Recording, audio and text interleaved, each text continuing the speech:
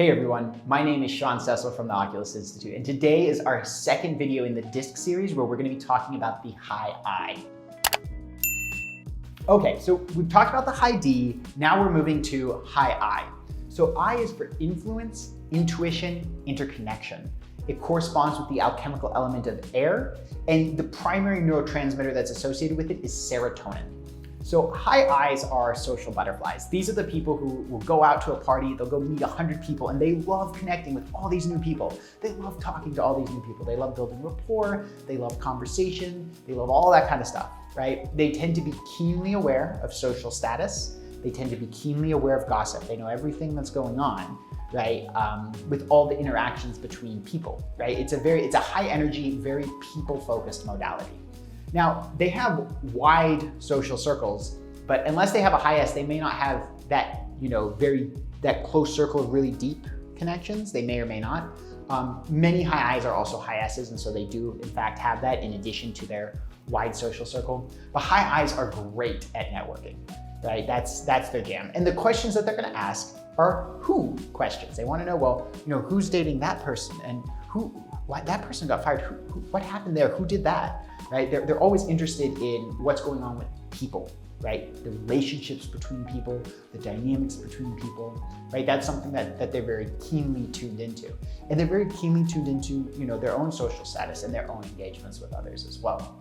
One thing about high I's, they have an animating energy of optimism, right? So if you think of somebody who's just like bubbly and effusive and outgoing, chances are they're a high I. Sometimes this optimism can become delusional. Right? So when we talk about the weaknesses of high I's, one of them is delusional optimism. They may believe that everything is going to go great and then it ends up not being so great, right?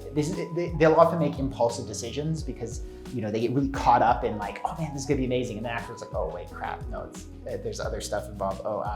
Right? And so especially if you've ever seen people who impulse shop, like, oh my God, this dress looks amazing, and they're like, oh man, I really need to take this back. That was too much money. It's a very high I thing to do. The other weakness of the high I's is that they often care too much what other people think of them. Their superpower, though, is that they're phenomenal at building relationships. They are super, super powerful at building relationships. And this is why one of the best careers for high I's is anything that's people-facing, anything that's involved with relationships.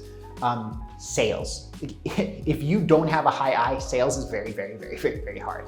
High I's thrive in sales because they're always out networking, they're always talking to people, they're great at connecting people, they're great at building rapport, right? So if I have to pick across the disc, if I have a salesperson, what's the most important thing? High I, right?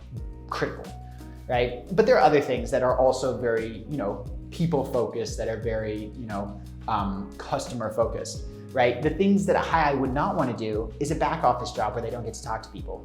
They're sitting in a cubicle doing reports. Oh, they're going to go crazy, right? Because they don't have, and then what's going to happen is they're going to go around, they're going to be talking to all of their colleagues, and their boss will be like, why aren't you working? And they'll be like, oh, I was just talking to someone, because they need the conversation, they need the social interaction, right? Whereas somebody who's a low I, it's the exact opposite. I once had a client, and he's like, Sean, I cannot figure out what job would be right for me. I've tried 28 different jobs in my life.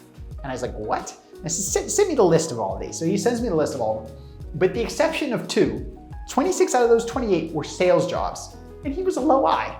So unsurprisingly, that didn't work, right? So, this is just an example of how DISC is so useful, because if you're fighting your own natural tendencies and the way you're wired at a neurochemical level, and you're trying to, use a screwdriver to hammer a nail in, that's not gonna work. And so that's why you wanna be aware of this.